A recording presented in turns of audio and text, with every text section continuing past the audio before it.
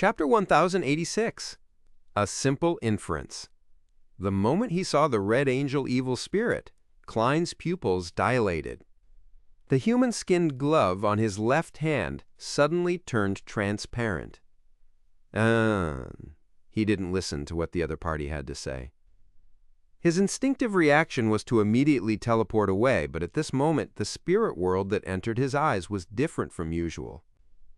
Countless transparent creatures in indescribable forms were all dyed in a color that was a mixture of iron and blood. The surrounding area was filled with thick smoke, and there were 7 rays of light that contained infinite knowledge hidden above them. It was almost impossible to see them. Klein's heart skipped a beat.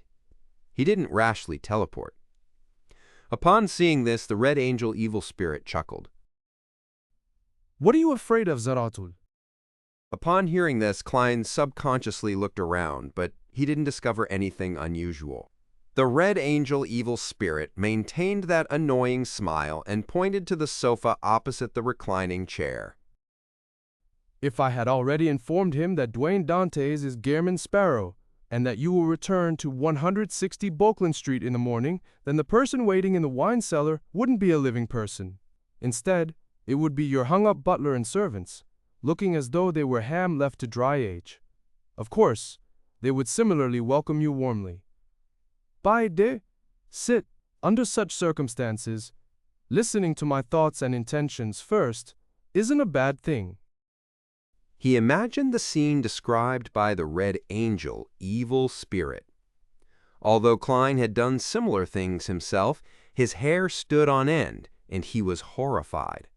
He kept his guard up, allowing the marionette, Cuinus Kilgore, in the form of Dwayne Dantes, to sit on the sofa while he waited by the side as though he was his personal servant, Enuni. He had unknowingly swapped places with his marionette and instantly changed their appearances. Perhaps it's because you just learned of this information from Patrick Bryan, and you haven't even informed Zaratul yet. Klein retorted through his marionette. At the same time, he determined from the words of the Red Angel evil spirit that Zaratul had really come to Backland. This was a complete and unrestricted, terrifying, and bizarre Sequence 1 angel. It was enough to be called a hidden existence. The Red Angel evil spirit's gaze swept across the valet and his master before smiling.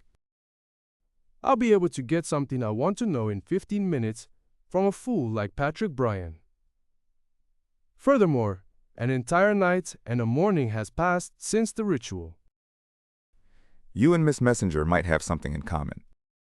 Klein made the marionette raise his eyebrows. And so?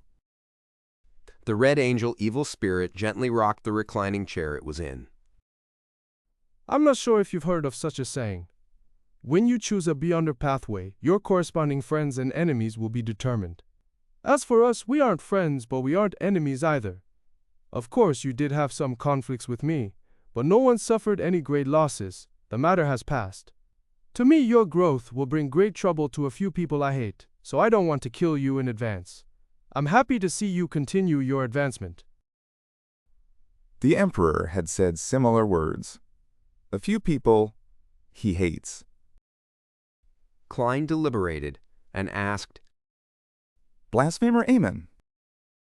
"Not that ignorant, and not that stupid either." The Red Angel evil spirit laughed and stroked his chin.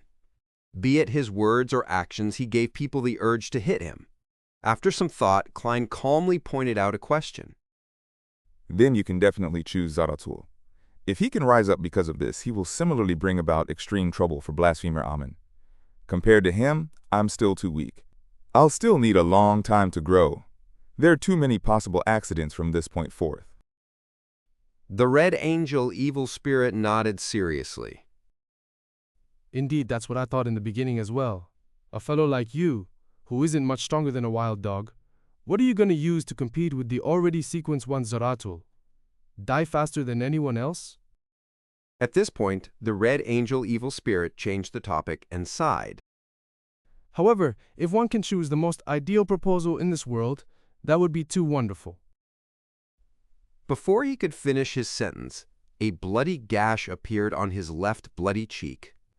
The wound opened up in a wide manner, opening and closing like a mouth, and revealed 2 rows of illusory white teeth.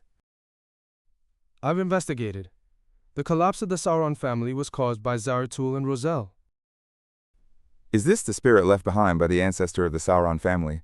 The dissociation of the Red Angel is worse than I imagined. No, this isn't considered a normal split personality, but 3 people being stuffed into one body.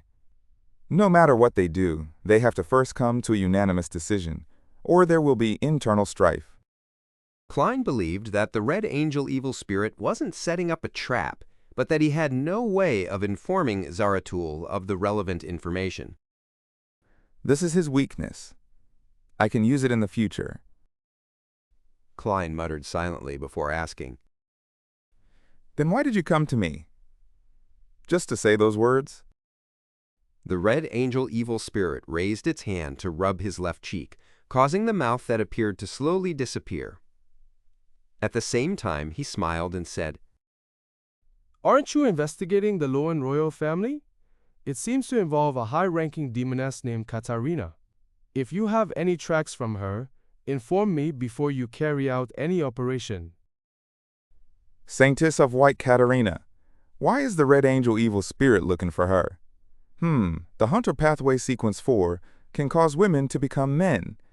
The Sequence 7 of the Demoness Pathway can make men into women. This should be 2 separate Beyonder pathways that can be interchanged.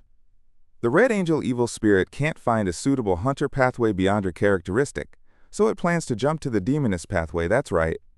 As an evil spirit, as long as he resolves his issue of survival, he can still advance using potions and characteristics. Klein was first taken aback before he used the secrets he knew of to come up with a guess. Plan E.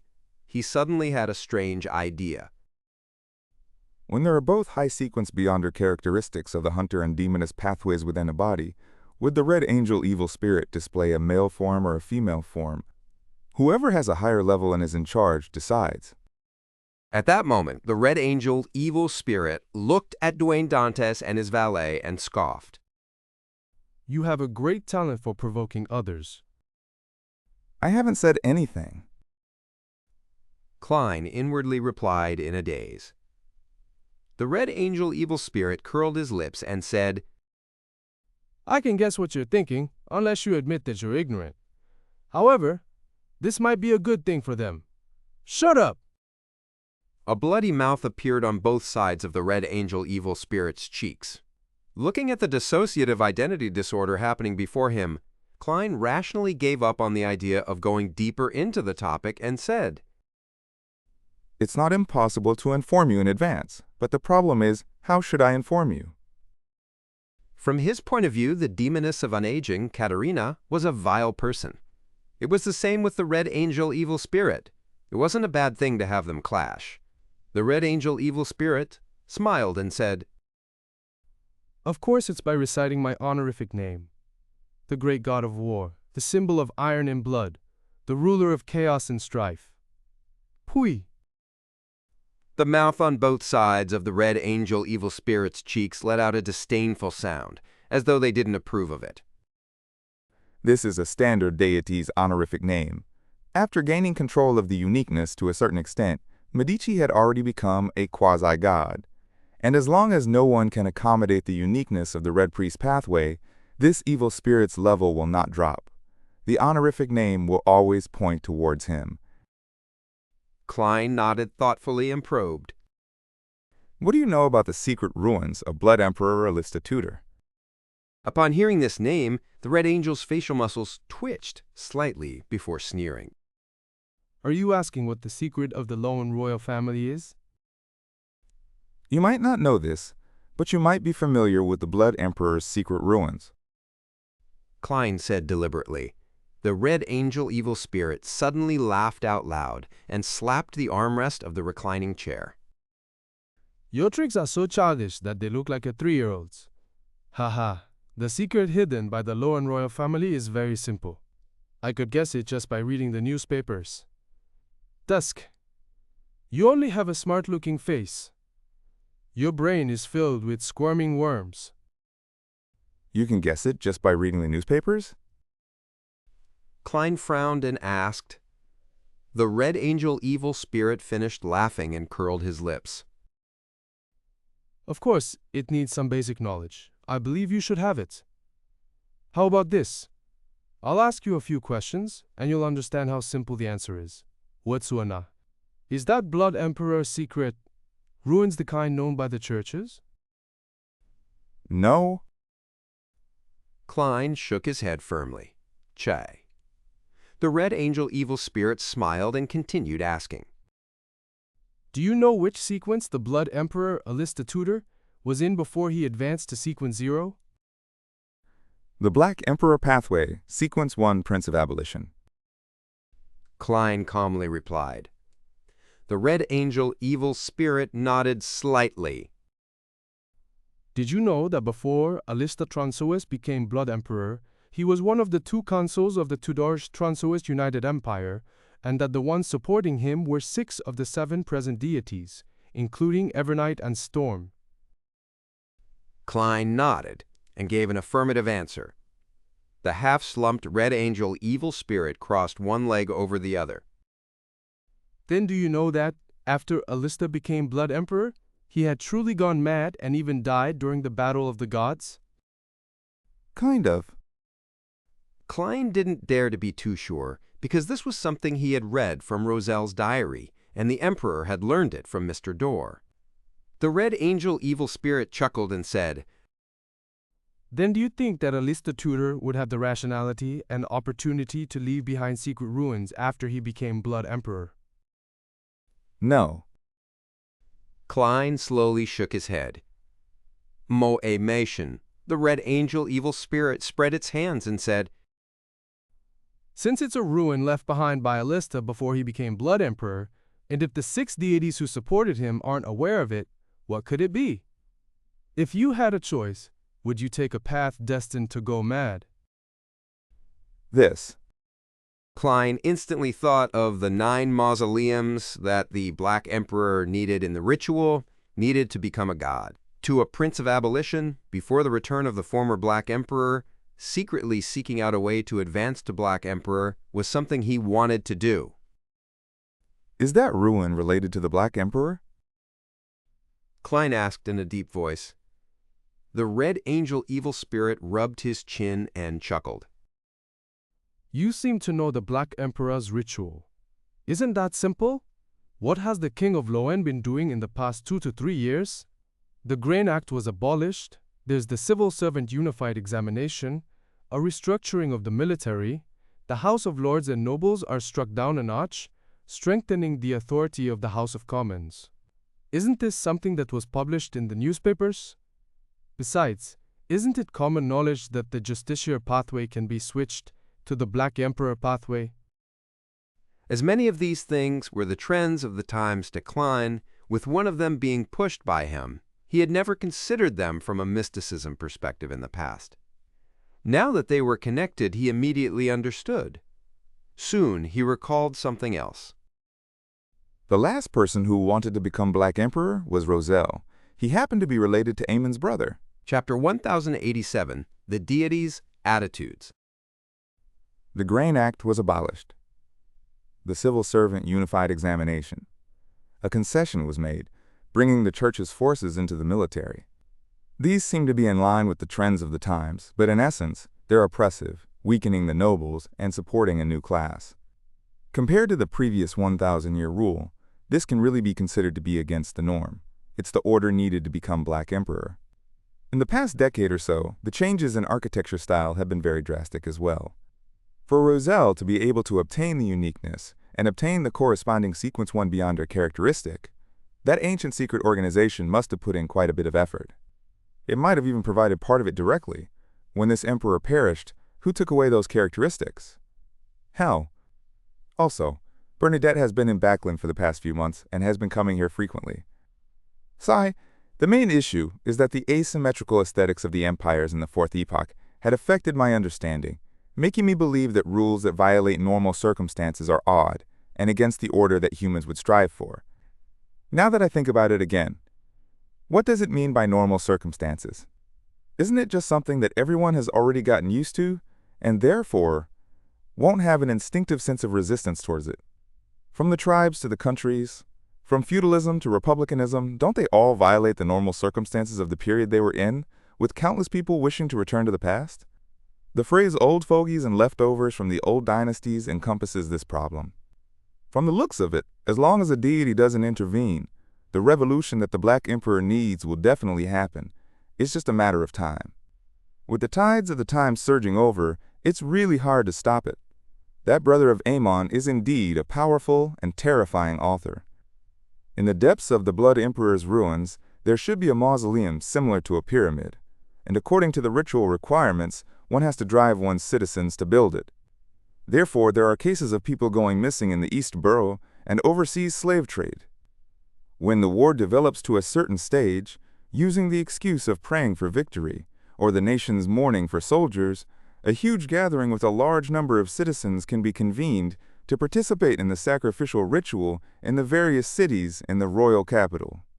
Yes, many years ago, the Loan royal family obtained the crown of the Balaam Empire, and they connected the king's name to the title of emperor. What a great plan! When he was alerted by the Red Angel evil spirit's questions, Klein's mind tensed up.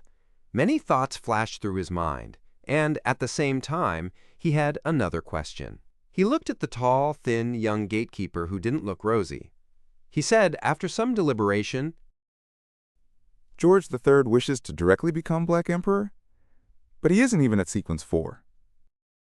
Even if George III could act ahead of time to make himself more talented and reduce the impact caused by the mental imprint in the potion, Klein didn't believe that a Sequence 5 Beyonder could become a god directly, unless he was lucky enough with that very slim chance of success. And such luck wasn't something that could be described simply as being sufficient. The Snake of Mercury, who represents fate, Will a Septon, didn't even dare to directly devour the die of probability, and he had to seriously find a way to accommodate it. The Red Angel evil spirit scoffed when he heard that. How do you know that George III is only Sequence 5? How are you so sure that the George III under investigation is the real George III? Could it be that he was imagined into existence? Or could it be a faceless at the angel level? These are truly very difficult things to accomplish, but to a certain zealot, these are all within the scope of one's ability and the resources in one's grasp. I suspect that George III is an official member of the secret organization that was created to mimic our Rose redemption. His true level might already be at the angel level. Hehe, I wouldn't be surprised if he is already at Sequence 1. Emperor Roselle once said that the members of that ancient secret organization are all important figures that he couldn't imagine. When they combine forces, other than dealing with the 7 churches, there's nothing that can't be done. This actually includes the king of a country. That's right, later on, the emperor also became the ruler of Intis. Zealot. Is this what the Red Angel evil spirit thinks of Amon's brother? Although this is clearly a little extreme, with a strong bias, there's a certain reason for it. A nickname isn't given randomly. Klein made his marionette frown slightly. You seem to be able to see through the truth of this matter easily, but why hasn't the Church of Evernight Storm and Steam realized this problem? Their understanding of the Black Emperor is no less than yours. After all, the 2 churches of the Evernight and the Storm had supported the Tudor Trunsoist United Empire. The Red Angel evil spirit wore an amused expression again as he sized up Dwayne Dantes and his valet. How old are you? Why are you still so naive and childish? The 6 deities and the 6 churches are not necessarily equivalent at times. The things the 6 deities know might not be told to the angels and saints beneath them. The Red Angel evil spirit let out a chortle again when he saw that Dwayne Dantes was still frowning in confusion. Trust me, what I said, and what I'll be saying next, is undoubtedly a form of provocation to ruin the image of the 6 deities, but you can consider whether it's the truth. Let's put it this way. In regards to someone wanting to become the Black Emperor, the attitude of the 6 deities, the 7 deities, is rather ambiguous. They often have conflicts of their own. More precisely, they are happy to see a mentally sound Black Emperor be born, but they also wish that it's one they support. Therefore, they will not give any detailed revelations to the various churches.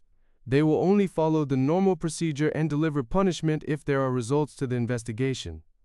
Otherwise, they will tacitly approve of its development. Of course, during this process, we cannot eliminate the possibility that a certain existence might want to do some damage, but it will not be so direct and obvious, because it will definitely be stopped by the other deities. If it wasn't because he knew of them taking such attitudes, how could George III dare take the risk? Alright, now that the war has broken out, he has overcome the crisis. He can wait for the next opportunity. At that moment, Klein thought of the news that had been leaked out during the operation, launched at the Blood Emperor ruins. He was momentarily unsure if he should suspect that the upper echelons of the three churches had a member of the ancient secret organization, or that a certain deity had personally reminded Ammon's brother. And if it were the latter, the suspect was undoubtedly not the Lord of Storms. After a moment of silence, Klein hesitantly asked, So as long as nothing goes wrong, George III will carry out the ritual to become a god, despite everything that he has done? And if everything goes smoothly and he survives the backlash from the potion, will he ascend to the throne of Black Emperor? The Red Angel Evil Spirit replied in a relaxed tone. Is there a problem? Why would the 7 deities? Klein couldn't help but ask. The Red Angel Evil Spirit, TSKED, and said, Do you want to know? If you want to know, I can tell you now. Just as he was about to say, of course, Klein suddenly recalled the warning that Ma'am Ariana had given him. There are some things that make it easier to be infected the more you know. Both your body and soul will be infected. Once you become an angel, you can seek out the exact answer. As these thoughts flashed through his mind, Klein made his marionette smile. Forget it then. Very good. You nearly died out of curiosity and foolishness. The Red Angel Evil Spirit shook his head regretfully. He then looked out the window and said, If there's nothing else, you may leave. All right. Klein made the marionette stand up and raise his right hand. At this moment, the half-slumped Red Angel Evil Spirit suddenly asked, I have this nagging feeling that if I had attacked you just now, you wouldn't be completely helpless, am I right? Of course. Why do you think I chose Flaming Jump instead of teleporting? That was to hide the burning of the paper crane in my wallet. This way, Snake of Fate Will Septon's gaze would silently land on me. If anything happens, he would use the Yesterday Once More charm. To deal with an existence at your level, one can't be too careful. How could one not be careful and keep a trump card hidden? Klein didn't directly answer the Red Angel Evil Spirit's question. He smiled and expressed his tacit agreement. Pa! He snapped his fingers, causing scarlet flames to surge out of his pocket and envelop him. As the scarlet streams dispersed, Klein's figure disappeared in front of the Red Angel Evil Spirit, Backlund at Dr. Aaron Sirris's home in a black pram. Backlund really isn't suitable for children to live in. 39 Backlund Street. Having done a divination, Klein saw Member of Parliament Mocked, who was about to head to Westborough. Didn't you go to Mager Manor? I'm planning on letting Rihanna and Hazel hide in Moose Manor.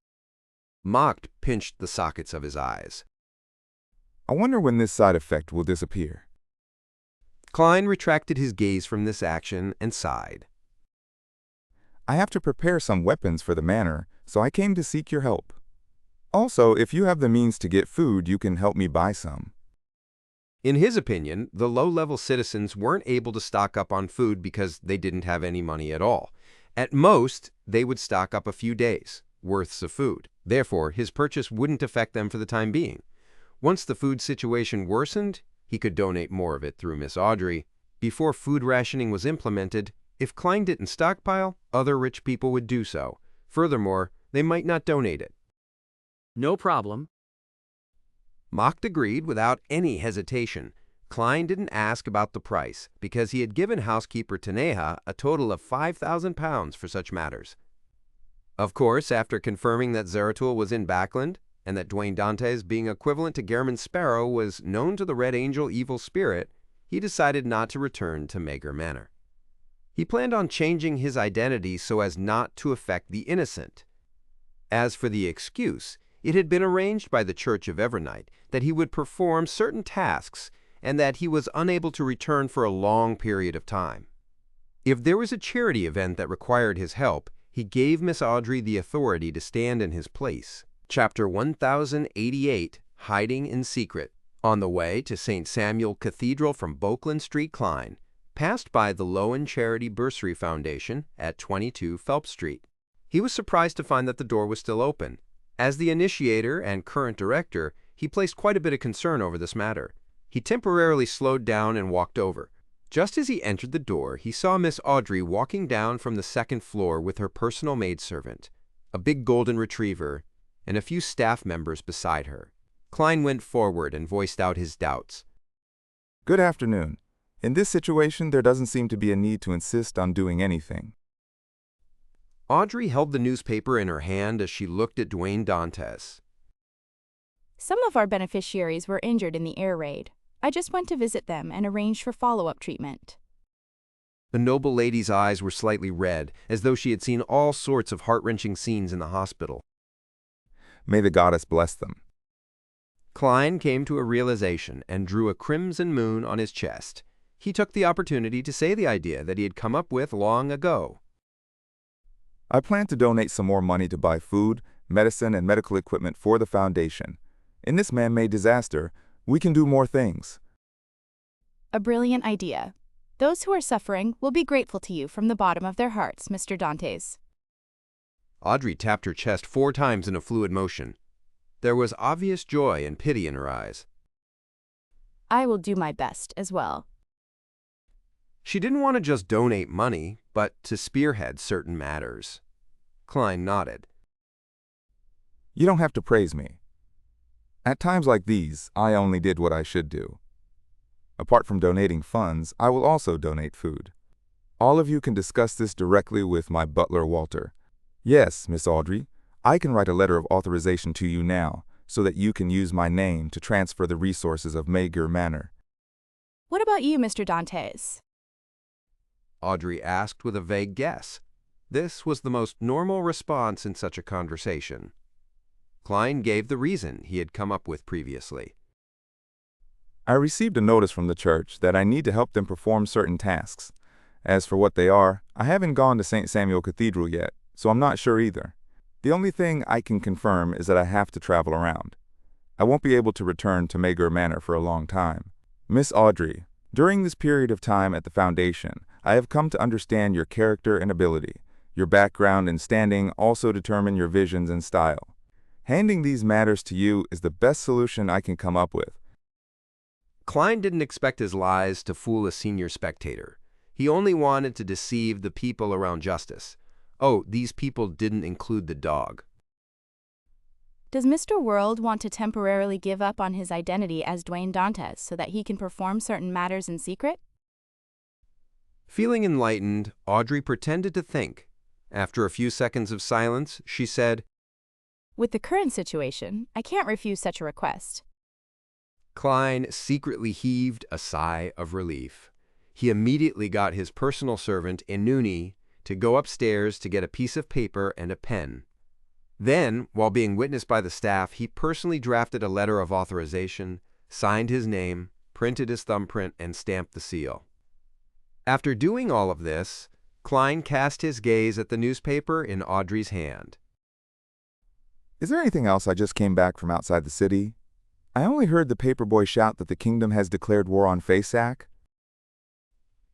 Audrey pursed her lips and said with a slightly gloomy expression, Not long after the airship fleet from Faceac attacked Backland, their Sonia Sea Fleet took advantage of the thick fog to attack the Imperial Navy's base at Pritz Harbor's Oak Island and the shipyards in the surrounding area. Fortunately, the Church of the Lord of Storms received a warning beforehand and sent a telegram in advance. Pritz Harbor wasn't lost, but it lost quite a number of ships and factories. It said that many people died and were seriously injured. This is war. Klein sighed. Can I see how the king declared war? Audrey knew that there was something wrong with King George III, so she could tell that Mr. World was hiding his contempt. She didn't refuse and handed the newspaper over. It was the Tussock Times. Without needing to spread it open, he directly saw the king's declaration on the headlines. The declaration read, 708 years ago, the Phaeacians took away Sonia Island from us. A year ago, the Phaeacians stole half of our interests in East Balaam. Today, they bombarded Backland and attacked Pritz Harbor. Many Loanese were killed and injured, and their blood has stained the ground. There's no way for us to back down any further. We can only be bullied again and again by the Phaeacians if we back off. If we continue retreating, we will lose all our interests overseas. Large amounts of our products will not be sold. Countless workers will lose their jobs, and even more peasants will go bankrupt. Everything from the past and now states that justice is in our hands, and we have enough strength to seize complete victory. Everyone, I, your Emperor, George III, represent the Parliament and the kingdom's government to declare war on Phaeac. Unless they raise the white flag and surrender, we will never stop advancing. Advance, we shall take back Sonia Island. Advance, we shall conquer St. Millum. Victory will definitely belong to us. The gods will be with us. Klein quickly browsed through it and used his clown ability to stop his lips from curling up. He then returned the Tussock Times to Audrey. He took off his hat and bowed. I'll leave the rest to you. I will. Please rest assured. Audrey held the letter of authorization and newspapers and bowed. Without any further delay, Klein left the Lowen Charity Bursary Foundation with his valet, Anuni, and arrived at St. Samuel Cathedral. At that moment, the church no longer had many believers present. Most of them had returned to their homes, busy preparing for their life with war having been declared. In the dark and quiet environment, Klein found a seat and sat down. He took off his hat, clasped his hands, and placed them in front of his mouth and nose. He softly recited the honorific name of the Evernight goddess, then said, I received news from the Red Angel Evil Spirit that it's very likely that Zaratul has already arrived in Backland. As for the secret ruins of the Blood Emperor, there's a high chance that it's the mausoleum needed for the Black Emperor ritual. After the prayer, Klein waited patiently for a while. He saw the Archbishop, Anthony Stevenson, enter from the side door and walk towards him. This saint was clean-shaven.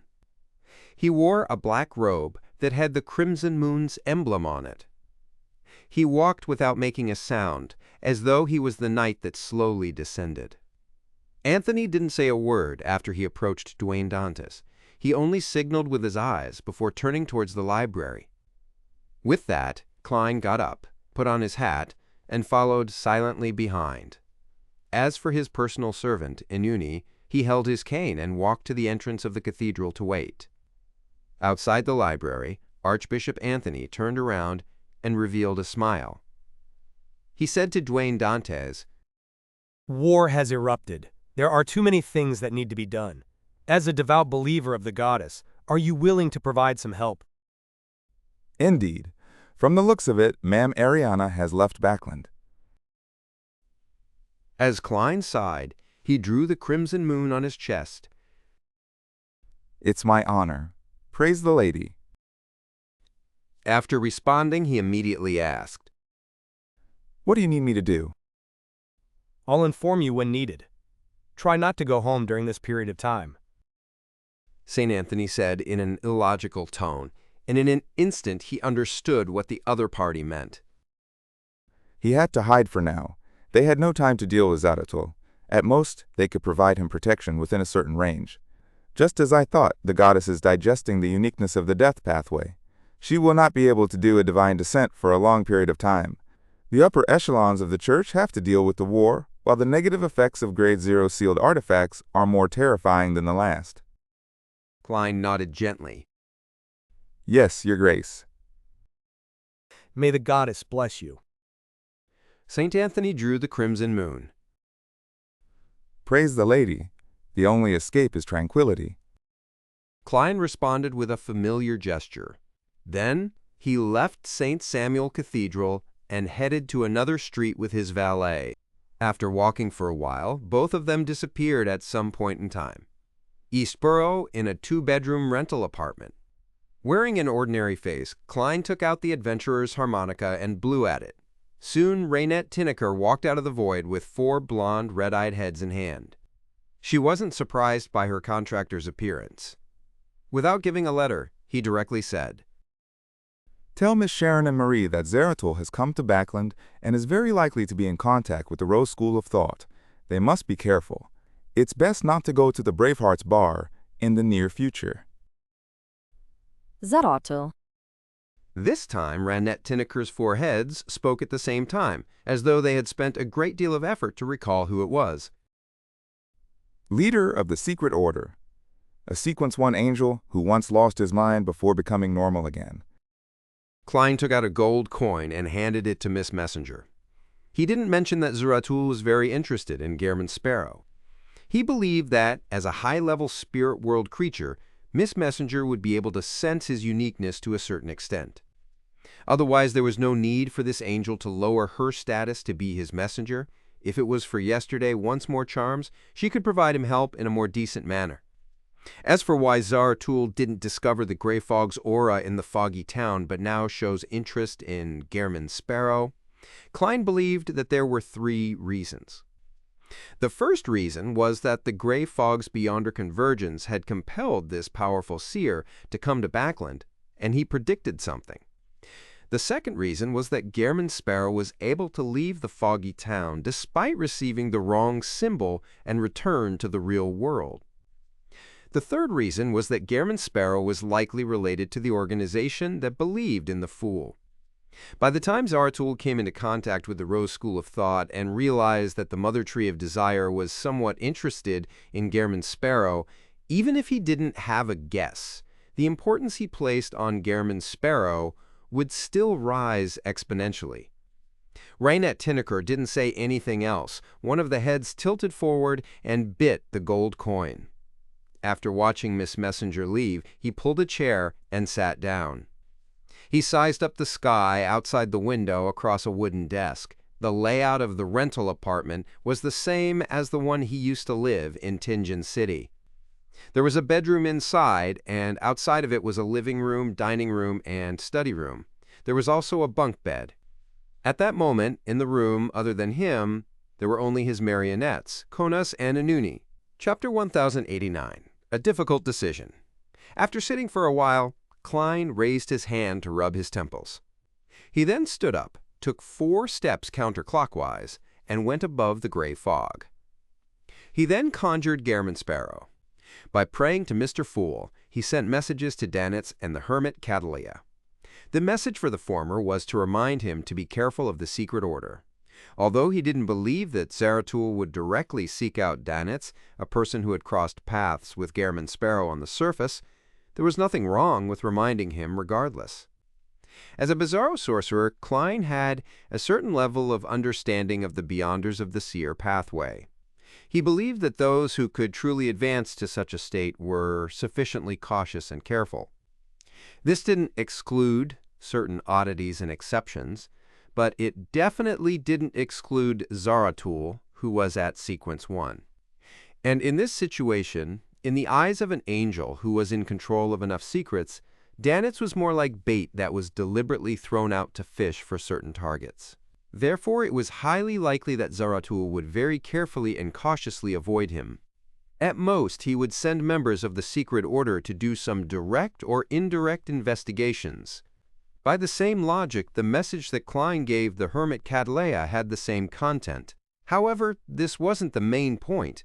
The main point was for her to immediately contact Queen Mystic Bernadette, saying that Gehrman Sparrow wanted to meet her as soon as possible. In addition, he also informed the Admiral of Stars, something he wanted to delay until the next tarot gathering, that she was to decide if she wanted to purchase the Sequence 5 Druid and Sequence 4 Classical Metallurgist of the Planter Pathway, west of the Berserk Sea, Theros Island. Danitz, who was gathering clues about Vice Admiral Ailment, held a cup filled with golden beer when his expression suddenly became extremely complicated. What's wrong? You saw someone and recalled an indescribable encounter? Anderson shook the Lanty-proof distilled liquor in his hand as he teased the abnormal Danitz. Danitz gulped down a mouthful of beer and wiped his mouth with the back of his hand before saying with a somewhat depressed expression, We have to be careful of Secret Order members from now on. Ever since he met Gehrman Sparrow, such words were a common occurrence for him. His initial reaction had gone from the point of panic to numbness and depression. He suspected that one day he would be listed as being wanted by all organizations of different sizes, except Mr. Fool's organization. Anderson sized up Danitz when he heard that as he chuckled. Sometimes, I feel that Gehrman Sparrow is more like a hunter than me. So the two of you have a special method of communication. You don't even need to summon a messenger. Danitz was just about to say a few perfunctory words when a person from Intis rushed into the tavern. He held a telegram and shouted, FASAC launched an air raid on Backlund. LOTM has officially declared war. Declared war? Anderson and Danitz looked at each other. By relying on their pathway's characteristics, they acutely caught the scent of a large-scale war. FASAC attacked Backlund and Pritz Harbor, and in return, LOTM has officially declared war. The 3 ironclad warship fleets weren't at the harbor, so there wasn't many losses. They're heading back to the Loan coast. Catalia's crew happened to pass through Oravi Island, and they had gathered all sorts of information from the telegrams. Just as she was thinking about how the pirate crew would react in this situation, she suddenly saw an endless gray fog and heard the word Gehrman Sparrow. Be careful of the Secret Order members. Be careful of Zaratul. As someone from Intis to a certain extent, what caught Catalia's attention was something that with the least importance. And it was precisely because of this that she had no doubts about the word Gehrman Sparrow's request to meet the Queen as soon as possible. She believed that this was related to the Secret Order and Zaratul. Finally, she said the 2 potion names softly. Druid, classical metallurgist. This Sequence 4's modern name should be the Ancient Metallurgist. It was previously called Human Metallurgist. Catalea subconsciously walked to the window and cast her gaze down.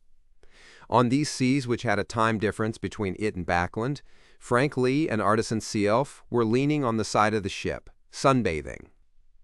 The former wore a relaxed expression and looked very pleased, but there was a pensive look in his eyes. It was as though there were still some problems that couldn't be resolved. The latter's face was pale, and his lips were quivering. Scattered over his clothes were mushrooms. Druid, Ancient Metallurgist, Admiral of Stars Catalia repeated the 2 terms again, feeling as though something was pressing down on her. After about 10 seconds, Catalia adjusted the heavy glasses on her nose bridge and consoled herself. Mr. Fool didn't give any warnings. It means it's not a big deal.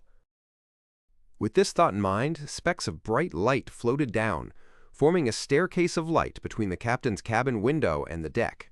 Catalia went down the stairs and walked to Frank Lee and Seelf's side. After a few seconds of silence, Catalia asked, Frank, what are your dreams? Dreams? This biologist thought about it seriously and said, I wish to be able to study the soil, the creation of objects, and cross-breeding techniques without restrictions, so as to ensure that humans will no longer be hungry anymore. Equality between people will be achieved. What you can do, I can do. What you can grow, I can also grow. Upon hearing this, Artisan Seelf slowly got up and silently crouched to the side, opening his mouth and vomiting. Frank Lee continued without being affected. In order to have such a world, one has to have sufficient food and resources, so I hope to create all kinds of creatures that can deal with different environments and conditions. Heh, everyone has their own tendencies.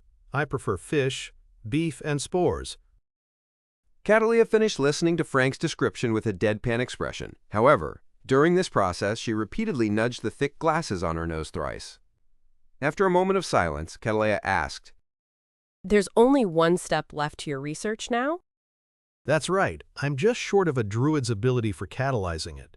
If I can't get the formula, I'm going to ask you to help me make the Druid Beyonder characteristic I have into a mystical item. Frank answered frankly. No, I won't help you, you devil. The silently vomiting artisan Sielf raised his head and shouted anxiously. Catalia watched this scene quietly. With a flip of her hand, she produced a gold coin. Ding! The gold coin flipped up before landing in Catalia's palm, heads facing up. I have the Druid Potion formula. It's from Gehrman Sparrow, 5,000 pounds. Catalia explained in detail, as though she was deliberately telling artisan Sielf, informing him who the true murderer was. A look of pure joy immediately appeared in Frank Lee's eyes.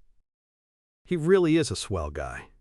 Captain, I've only saved up to 3,000 pounds. Can you lend me 2,000 pounds?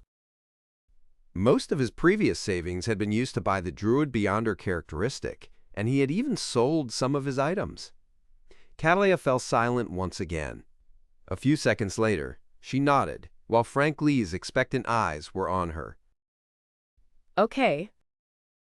Northborough, Backlund Medical University's affiliated hospital. Eudora lay on the bed with a blank expression, lacking the vibrancy a young girl should have. She had woken up from her coma some time ago, but she hadn't opened her eyes. Thus, she heard the doctor tell her parents that the injury she received to her right leg from the air raid likely couldn't be saved. They had to be prepared for an amputation procedure. After that, she lay down in a daze, feeling as though there were many people coming and going one after another. Among them, the person who had originally only visited the student next door, the Lowen Charity Bursary Foundation director Audrey, indicated that she was willing to pay for the subsequent treatments after hearing about her. The school's chancellor, Mr. Portland Moment, had promised to create the most advanced and most convenient robotic limb for her to walk like a normal person. However, none of this dispelled the gloominess, heaviness, sorrow, and despair in Eudora's heart.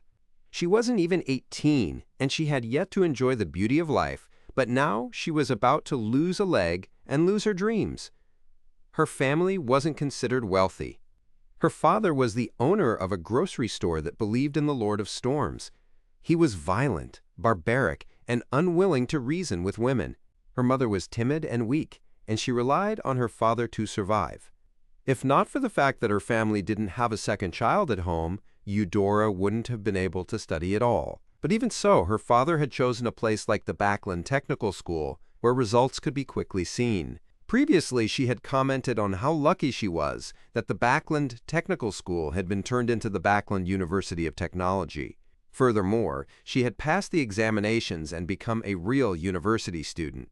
This made her smile every day as she passed the joy to the people around her, while having the time to indulge in her hobby for poetry.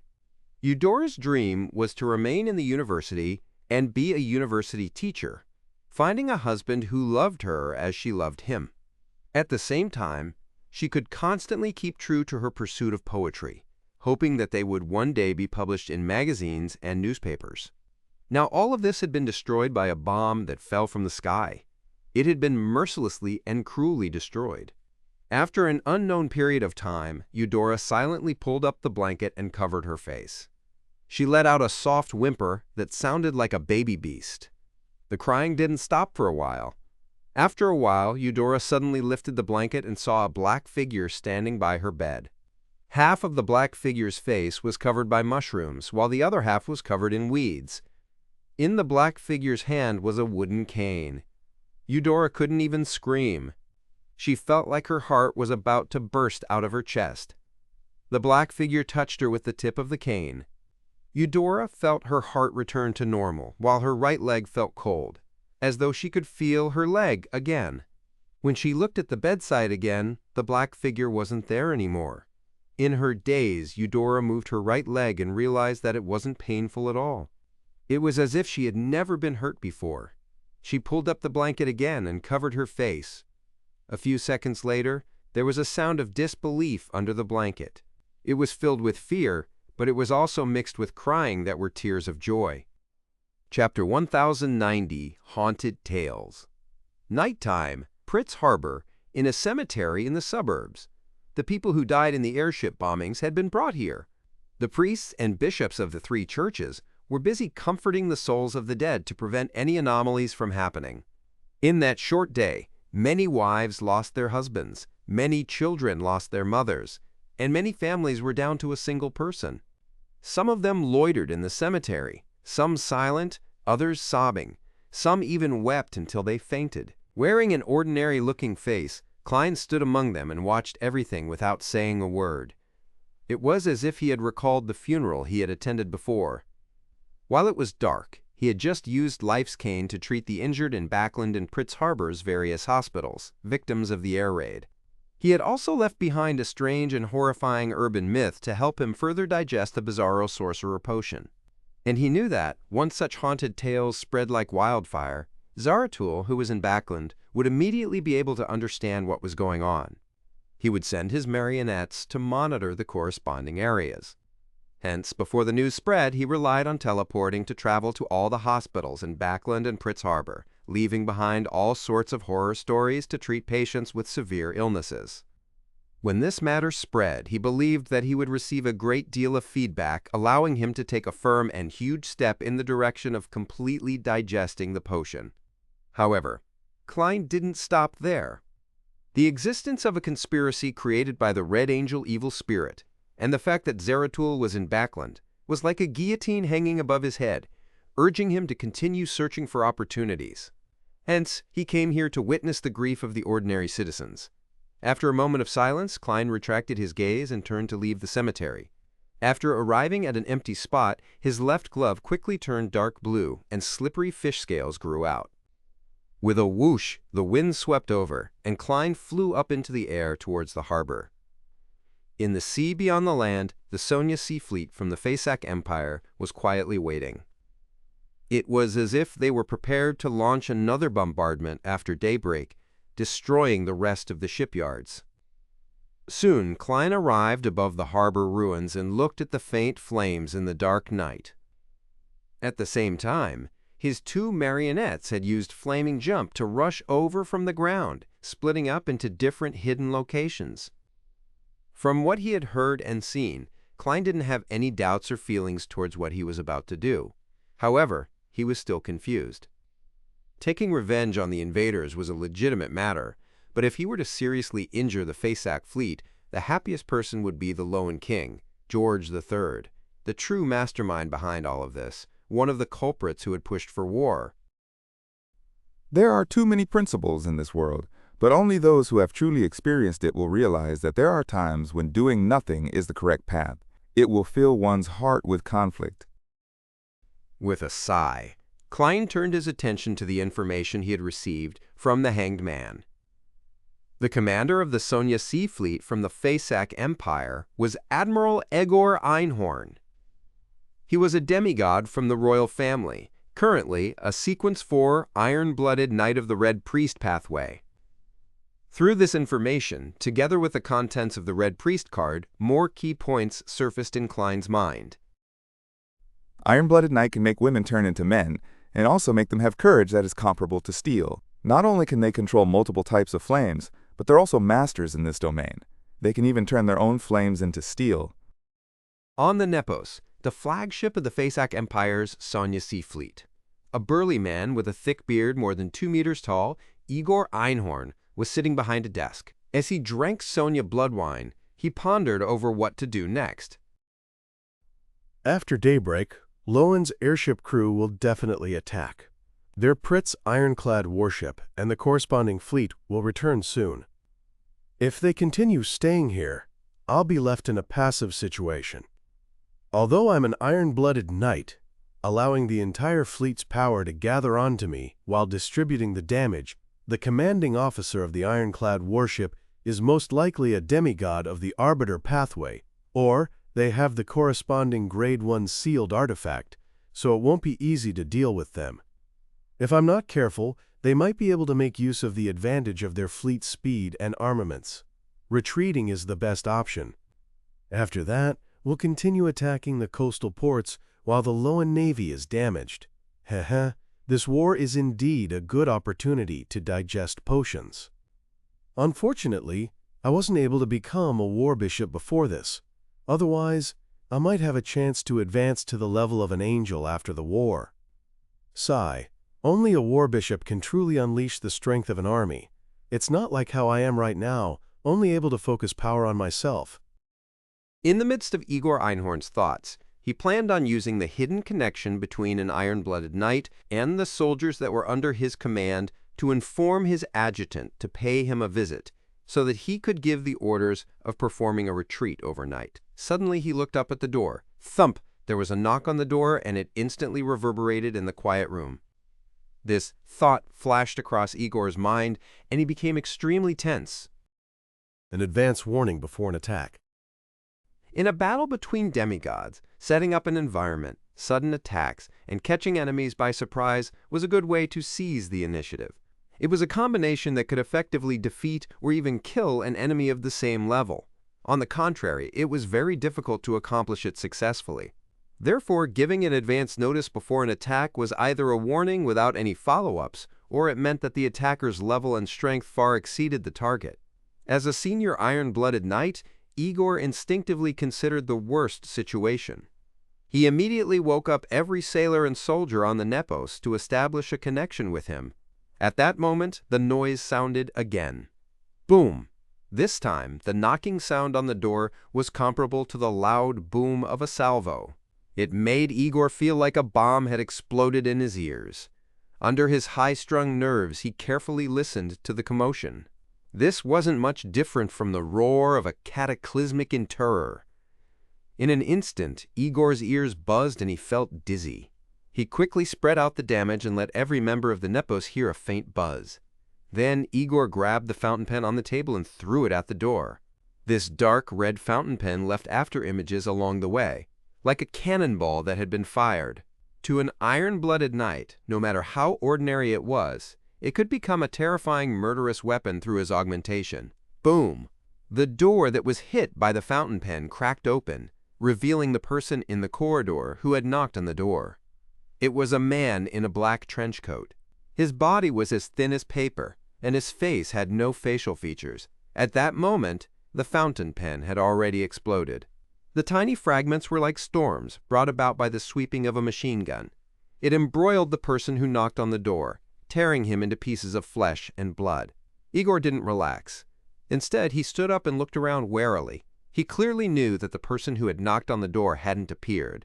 At this moment, the adjutant, whose bunk was diagonally across from him, opened the door and ran out. When he saw the flesh and blood on the ground, he said in surprise, "Admiral, what happened?" Before Igor could finish his sentence, his gaze suddenly froze on the adjutant. There's an intruder. The adjutant retracted his gaze from the flesh and blood on the ground and slowly raised his head. There were no eyebrows, eyes, nose, or mouth on his face. It was the same as the person who had knocked just now, a featureless surface. Igor's heart palpitated, and his entire body ignited, transforming into flames that shot out in all directions. After the scarlet flames dispersed, they swept forward and surrounded the adjutant. The fire quickly spread, revealing the already charred adjutant. When the cold wind blew past, the adjutant collapsed into a pile of ashes. The flames didn't stop as they flew out of the room, one after another, forming a tall and burly Igor in midair. At that moment, he saw seagulls flying around him. All of them had a human head without any facial features, their heads bare. Igor let out a secret grunt as a blazing flame surrounded him before he sent towards the strange seagulls at high speeds. At that moment, he heard the sound of metal rubbing against each other and immediately looked over with the help of the soldiers. When he saw this, his body suddenly turned cold. He couldn't help but feel a sense of horror. On one of the ships, on the other sail-powered battleship of the Sonia Sea Fleet, the cannons seemed to come alive and had a life of their own. They turned around and aimed into the air. As for the cannonballs, they actively leaped into the cannons. Boom, boom, boom, boom. The moment these shells were fired, they were struck by fireballs that followed different trajectories, exploding prematurely mid-flight. Seizing this opportunity, Igor quickly recited the honorific name of the highest commander in the Sonia Sea Theater, a weather warlock from the royal family. the ruler of the fog of the battlefield, the symbol of weather flux, the totem of the storm and lightning, the great Awatoma Einhorn. This was also the reason why it was difficult to kill a demigod of the same level when an advanced warning was given. They could always find an opportunity to seek help. Of course, the main goal of the attacker Klein was to create a bizarre scene to scare a demigod and help him digest his potion. He had no intention of completing the hunt. Upon seeing this, he hid beneath the water. Having achieved his goal, he immediately got Qunas and Inuni to swap locations over to him and teleport away with them. As for Igor, he didn't let his guard down. He remained extremely tense and guarded against any possible attacks. Only when the angel responded did he truly heave a sigh of relief. Following that, Igor didn't let the fleet stay any longer. He abandoned the sail-powered battleship that had turned into an urban myth, and he left those waters. After a while, a seagull flew over and landed on the sail-powered battleship that had regained its silence. The seagull had obvious dark eye circles.